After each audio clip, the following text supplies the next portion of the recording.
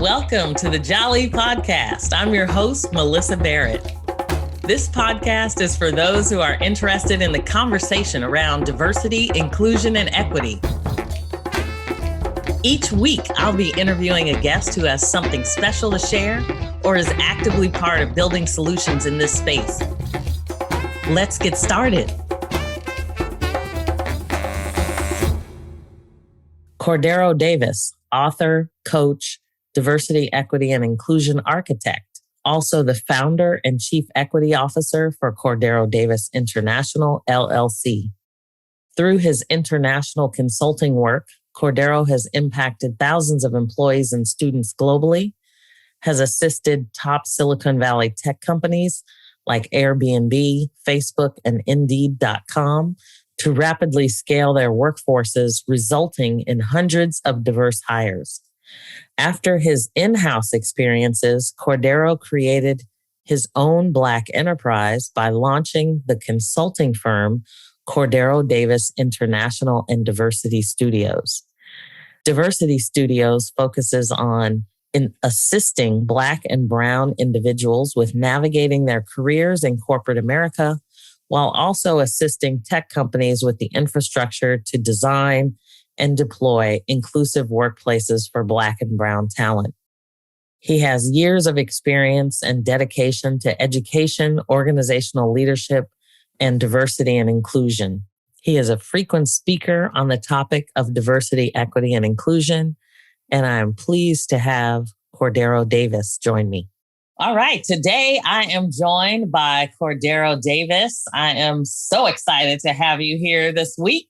And you have so many things going on. We're going to get to, I talked a little bit about your introduction, but that seems like just scratching the surface of some of the things that you have done. So I am excited that you are joining me. And I figured we would just start by talking a little bit about your journey and how you even got into diversity and inclusion now that you've traveled the world and are consulting internationally. How did you get here? Wow.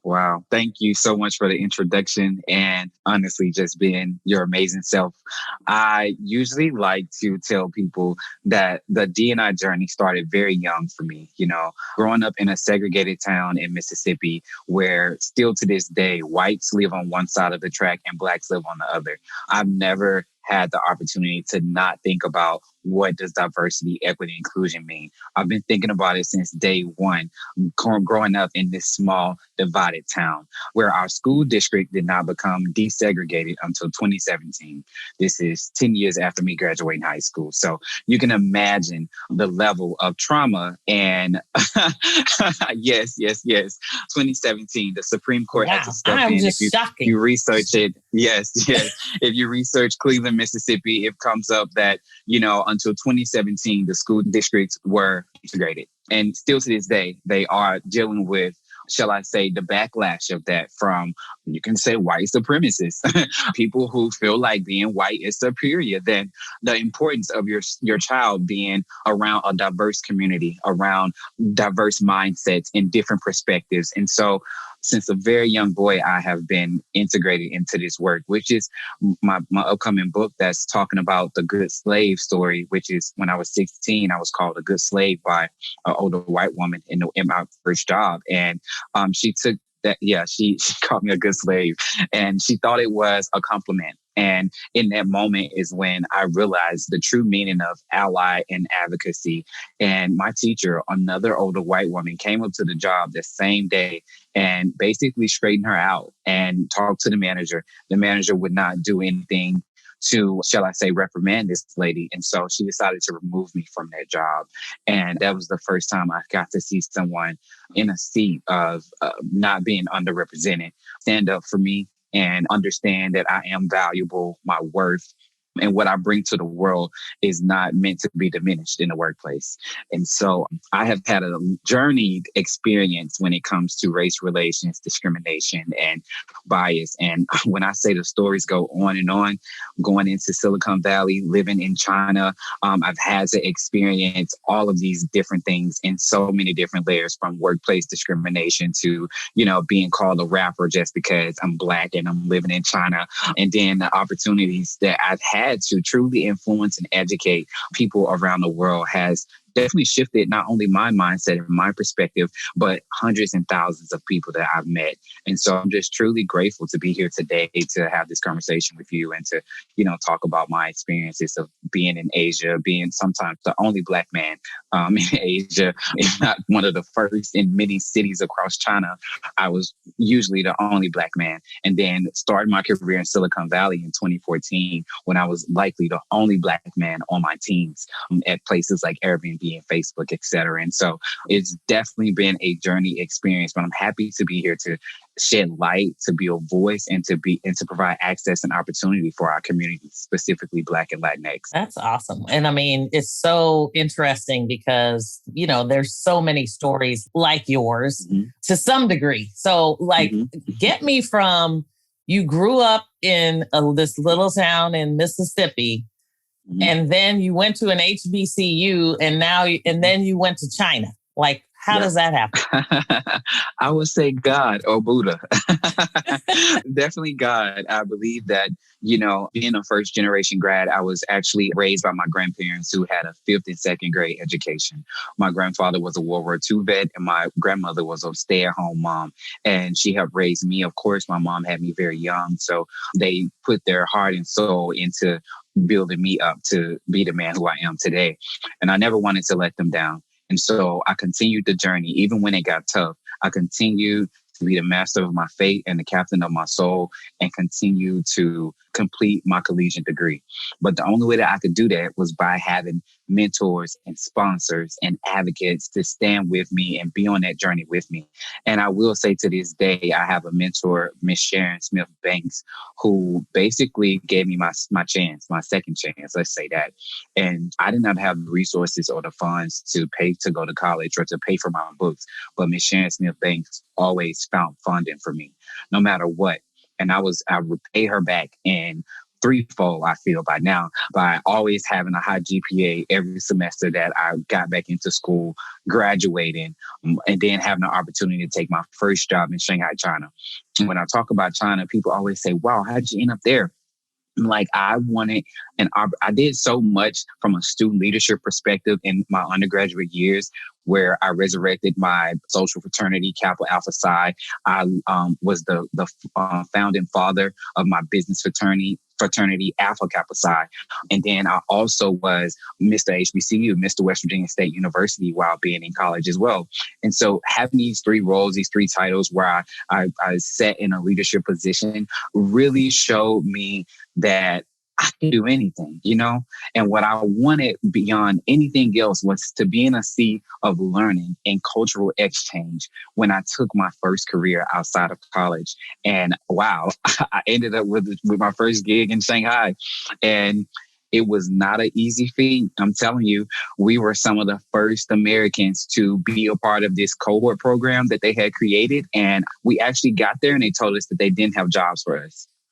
So I had to wait 3 weeks to find out if I was going to get a job or not. After completing my certification, after begging my family for money, all I had was $100. I'm like a new college grad. I don't have any money. I'm just going to China with $100 and making it work, Wow. And I did that. And the first week they told us they didn't have jobs. Okay.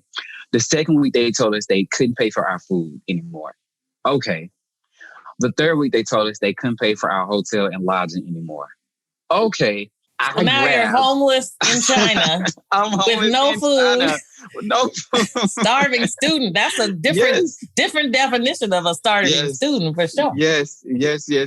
And wow, I actually ended up tapping into my shall I say, my survival skills in this place, because I never knew what it meant to fully be homeless or without until I got way to China. And now you're in a place where you can't speak the language and you can't read the signs. Nope, none of it. And I ended up packing up my bags when they said they could no longer pay for the hotel anymore. I packed up my bags and I went over to the most international place that I can think of, which was the shopping mall. Went into the shopping mall, went down to the food court. I had maybe about $50 left at this point. And I went over to KFC to get some of those egg tarts and some of those fried chicken wings. Those were their staples for KFC in China. Wow. I turn around and there is, you won't believe what's happening on the other side of the food court. A career fair. There is a career fair for international talent. And I get my food and I march on over with my 3 bags, holding them, these big bags now. Because I didn't brought my whole life with me from college and Mississippi and West Virginia. And I get over to the career fair and everyone's watching me. They see I'm dressed nice because I'm still suited and booted. I'm thinking that I have to show up as this government employee. So I have this button-down shirt on that's nice. I have slacks. I have a belt on. I have very nice dress shoes on. And I'm just like, today's going to be my lucky day. And in 5 seconds, a headmaster of a school pulls me over to their table and say, hey, are you looking for work? They translated it the best way they could. You want work? And I translated it myself and said, yes, I need work. What can we do? You know, and a lot of the time when you're communicating in a culture like that, you have to use like sign language and shapes and everything else, anything that you can use to help them understand what you're saying, facial expressions. Look, no job, pulling out my wallet, no money. I need both. And the headmaster translates to the Chinese English assistant who can translate to me and says, if he's certified, which I'm certified at this point, let him know that we will cover his room and board and we want him to work for our brand new boarding school. And if he doesn't like it, in 2 weeks, we're going to help him get back to America. What? Here's your train ticket. Wow. I get the train ticket, and this is me just believing in the universe, believing in God, believing in my faith, believing in opportunity. Mind you, 90 new graduates out of this program went to China from America thinking that they had a new job. 50% of that group returned to America. About 30 and 40 of us remained there and found our place. I was one of those people that found their place. And when I say getting on that train and going 30 minutes outside of Shanghai to work for this international boarding school was definitely like life-changing. And I wouldn't change it for the world. I think the struggle to get there and to land the opportunity was tough. But at the end of every struggle, there's a rainbow. And throughout that experience, I got a better job, a higher salary. I got to travel to over 15 countries for the first time in my life. I got the opportunity to not only build a school just in Shanghai, but also in Hong Kong and Singapore. So to have those rewards, those achievements come out of that space and being the first Black American to do it for this international boarding school was mind-blowing. And I knew in that moment that I could do anything in the world. And that's when I said, you know, the pollution is bad here. The food was tough to eat. And I needed a place that was similar, but more Americanized. And so I decided that I would leave China and build my career in Silicon Valley, a place for high achievers and believers and dreamers. And I would fit right into the cusp of that community.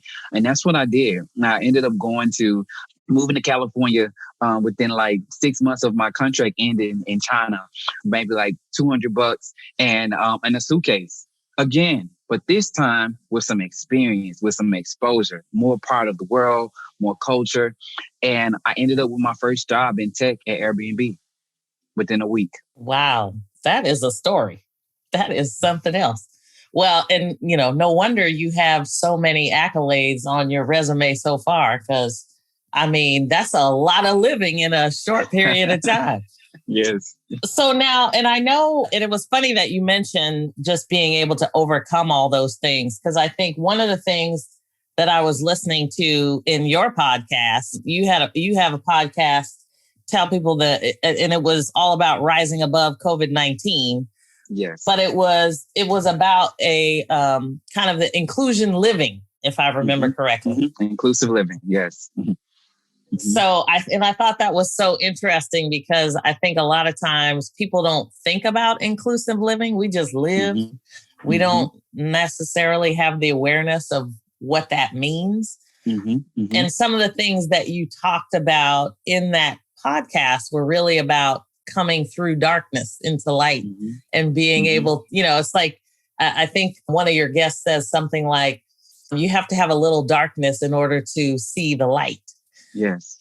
Which I thought was just so profound because a lot of times we hate being in the darkness. We hate going through, those tough times, but yet we always seem to come out of them with so much more.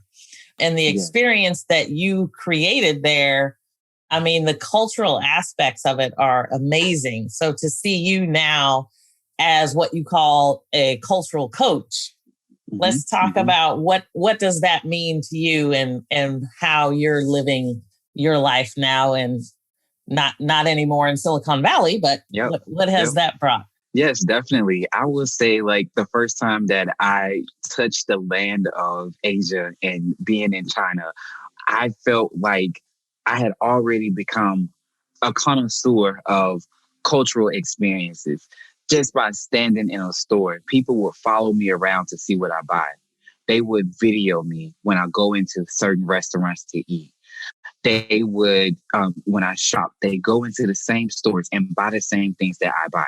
If they have a baby, I named like 100 Asian babies. I gave them all my cousins' names. LaQuisha, Shawanda, I named them after my siblings. Like I've given them all of, the experiences that, I had growing up as a Black boy in America. I shared that. I was able to spread that Black boy joy amongst this land. And with that, even during my most humblest days of, trying to figure out my career, what I'm great at, what I'm doing, in the midst of that, I always saw the light. I always saw the light at the end of the tunnel. And that pushed me to create what I've created today, which is, Cordero Davis International and Diversity Studios, which is a space that focuses on, truly accelerate the Black and Brown experience in corporate America, specifically tech companies, providing tech organizations with the infrastructure to retain and develop technical talent around the world.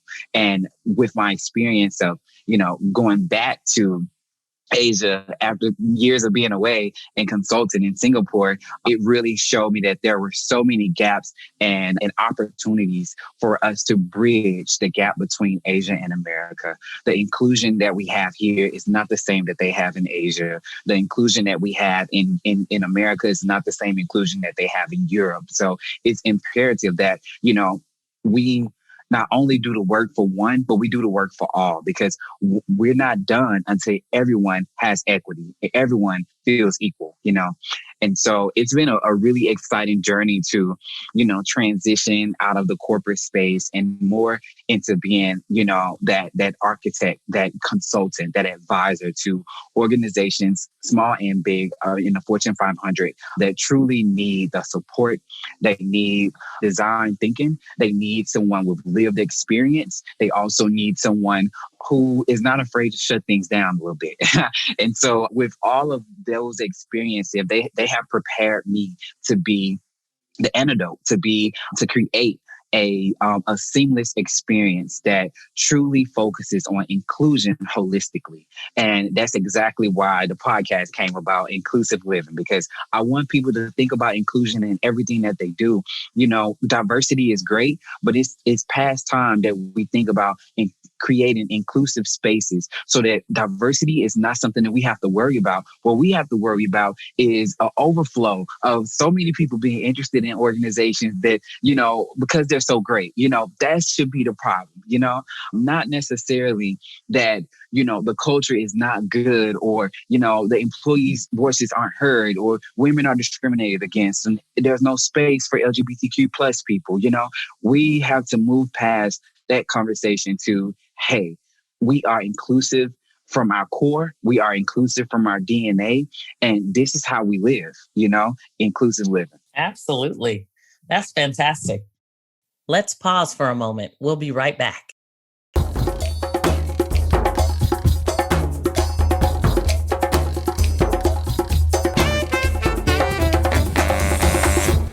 So tell me a little bit about, because I know you have some ebooks coming out, and Yes. You talked a little bit about your other book. Mm-hmm. So maybe tell me a little bit about some of the things you're doing today, and then I'll get back into some of the questions I have for you on the consulting side. Yes, of course, of course. So this has been a really exciting year for people in business, people who, let's not say people, Black people who are driven and and just, oh my goodness, like I can't even put into words the amount of intention and love and courage that it has taken so many people these past couple of months to put their idea out there, to make their dream bigger, to expand all the things that they have been working on for so long, and to feel accepted and appreciated and like they've arrived. And I will say I have reaped some of those rewards.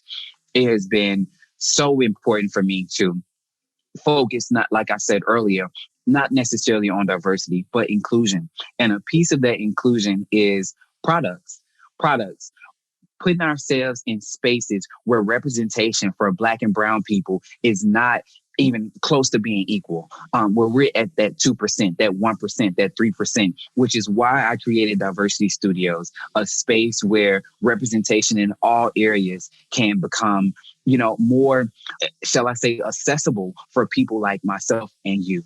And so in the midst of that, I've decided to expand on just speaking at events or sitting on a panel or, having the opportunity to work one-on-one with companies. I decided to create a product and something very short, sweet, and straight to the point that gives people the opportunity to leverage the work that it takes to move forward in life, to heal through the trauma that we have experienced in the workplace. And therefore, I have called this series of ebooks Workplace Inclusion, Volume 1 and 2. Workplace Inclusion Series 1 focuses on the healing mechanisms that it truly takes for us to move forward past workplace trauma. We have had this, shall I say, this Black space in the workplace for over 400 years, where Black people have not had an opportunity to vocalize how they feel, or if they have rights, or if they are being heard, or if they have a seat at the table. Black people have not had the opportunity to be promoted and advanced and developed in organizations without having to speak up for themselves. But this particular ebook gives people the power, the opportunity to learn cross-culturally what it truly means to be traumatized in the workplace, and the powerful steps towards healing past that trauma so that we can continue to break generational curses and we can dismantle systemic racism and injustices and bias within work systems. And book 2 is a follow-up of that basically kind of breaks down, the story of me being, a 16-year-old boy called a good slave, and how exactly does that affect and impact someone in the workplace, and why it's important to have allies and advocates that are active. And so what this book provides is essential tips and tools and actually best practices for active allies to move themselves from being passive, for being in the opposition seat, to actually being an advocate, to actually being an accomplice. And so really excited about both editions that are coming out, because they add layers, they add familiarity with stories, with international scope, talking not only about the Black experience or just the American experience, but also my experiences of living in Singapore and working with, those types of companies, as well as with communities in places like Taiwan and the Philippines and Australia. And so it gives a whole synopsis of how exactly D&I is defined in different places, how different places have different levels of scrutiny and discrimination that they have to work through in the workplace to truly be a successful business, because no business is successful if its culture is broken. Such a great point, especially now that we think about these conversations. Every company has the ability to go global. fairly easily these days with, digitizing their products. And so you talked a little bit about product inclusion and the ability, because I spend a lot of time just talking about the fact that inclusion is in everything we do. And there's so many times that we have companies creating products and the use cases for those products don't include specific populations of people, merely because maybe they're not participating in some way. I know in the financial system, we have folks that don't put their money in a bank. They don't cash their check at a bank. So there is a lack of participation in how those products are created, and they really miss and overlook a lot of opportunities to really re-engineer banking in general. Can you talk a little bit about product inclusion? I know we've worked on some things together in terms of just trying to help people envision a real, strategy on bringing product, technology, social impact kind of all together. Yes. One of my favorite spaces. So you're hearing me talk about it so much. And it's mostly because it is a fine time for businesses to align their core mission and their core values to diversity, equity, and inclusion. If your business is not aligned to it, you do not make sales. There's $1 trillion investment into consumers for Black people, for Latinx communities as well. And when you think about the ratio for people with disabilities and people with veteran status, that is also millions of dollars as well that is invested into the consumer space for products specifically. If your products are not inclusive enough to include those communities, then you miss out on, you miss out on that dollar, you miss out on great business, you miss out on your tools and resources being available to people. Also, people who are a part of the intersectionality thereof of being Black with a disability, Black with a veteran status, or someone that is, or a woman that has, LGBTQ plus. Like, we want to ensure that, it's very imperative that your products actually sell. Your products actually meet the needs of communities, specifically communities that you're not reaching. And so in some of the work that we did, it was imperative that we research that. People always ask, like, what are the steps that you take to, actually, understand if a product is inclusive? Well, first of all, did you have inclusive voices and inclusive backgrounds in the ideology phase of the product? Because if you're not having that in the ideation phase of product inclusion of any specific product that you're creating, then you are slowly but surely becoming a consumer that only serves the same consumer. And you want to be in the seat of, hey, what if I was buying this from my company, and who knows what type of diversity you have in your own household. It is important to put ourselves in those shoes, but also to not make assumptions, to have voices and experiences and backgrounds in the room that come from those communities as well. So that within those focus groups, you can have the right influence so that you can create products that serve the world, not just products that serve this specific community.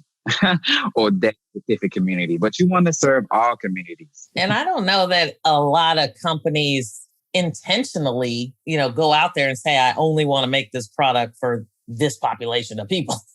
So usually it's like you do it in a way, and all of a sudden you launch a product and you go, oh, this doesn't work for some. I mean, I had a conversation with Dr. D. Miller. She is phenomenal, and she spent a lot of time talking about inclusive design. And she was talking about how her grandmother, who was diabetic at the time, couldn't use the tool that she was supposed to use to measure her sugar, and how that, kind of built momentum for her in saying, wow, nobody thought that, they're using different language, or they can't, do the same things.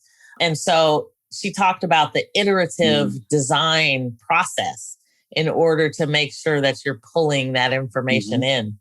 Can you talk a little bit about any tips you want to provide for, say, small business in this space? Because I think a lot of the questions I get are, I don't have a massive, employee base. So how can I tap into diversity, equity, and inclusion if I don't have, a big workforce? Of course, of course. And I think that's really key when you are building the inclusive thinking and inclusive living into the DNA of your organization. It doesn't matter what size the organization is, you're going to celebrate people. You're going to recognize people. You're going to recognize culture. You're going to celebrate culture. You're going to be invested in culture. You're going to also, if you have interns, you want to ensure that those interns come from underserved communities. You want to be the beacon for, how does a small business create inclusive living into its DNA of the organization, of any type of organization, and you start with those basics. And I think the first thing is asking your employees what they want, asking your employees what's missing, asking your employees what they need. A lot of times it's not about salary. A lot of times it's not about, more days off. It's not about, shorter hours, etc. It's all about recognition. It's all about investment, and it's all about access and awareness. You are ensuring that your employees understand what their performance eval looks like. You are ensuring that, when it's time to be promoted, that they are communicated with effectively about the promotion process. You are ensuring that, women have rights in the workplace, such as maternity leave, etc. And, they're able to take days off, because in some places women can't take days off. And that is something that is truly crippling for the world, not just that specific country. And then it's important for, you to educate yourself, to listen, to learn, and to love. I love that. And it's funny because I do think that we have, and I'll just ask you the question because I think it's an interesting one. Do you think people are listening? I would say people are listening, but they're listening not to learn and to love. I think people are listening just because it's a hot topic right now.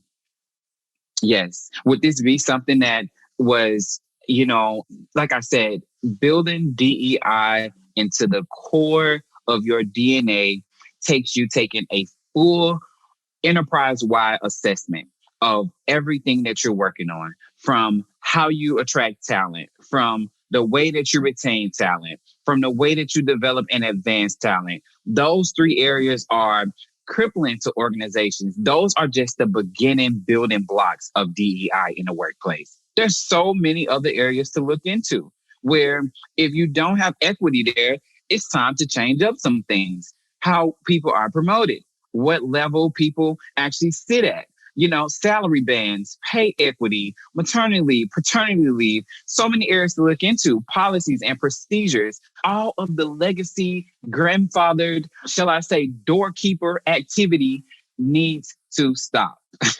It needs to stop. It has to be holistic 360 equity across an organization to reach the, shall I say, the class of being an equitable, diverse, and inclusive organization. Yeah, so well put. Because it's interesting. I think a lot of times, when the CEO says, yes, I support DEI and, I'm all in, they don't necessarily realize all those doorkeeping blockades in the middle that, yes. People are dealing with. And so sometimes, you have to be open to really understanding how people in your organization can hinder the actual cultural integration and inclusion that you're trying to get to. So yes.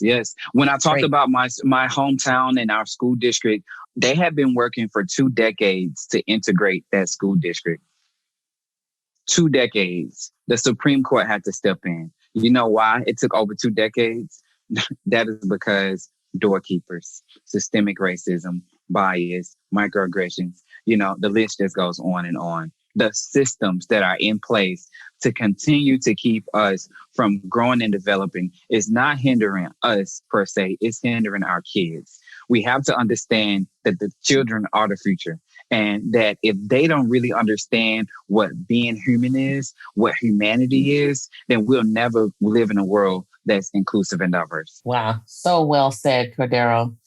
Any last thoughts you want to leave with? There's so much there, and tell people how they can access your ebook. Yes, of course. So my ebook is right now on Amazon Kindle for pre-order. We Fight Together, the journey for allies and advocates for inclusion and belonging.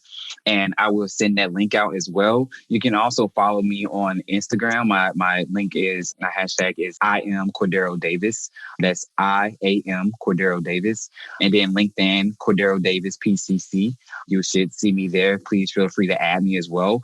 And then, I will have a brand new website launch as well as my book launch on this upcoming Sunday. So right now, you may not be able to access my website, but you will be able to in the coming days. So truly excited to have had this conversation with you. And I just want to tell everyone that equality is a journey and we must travel it together.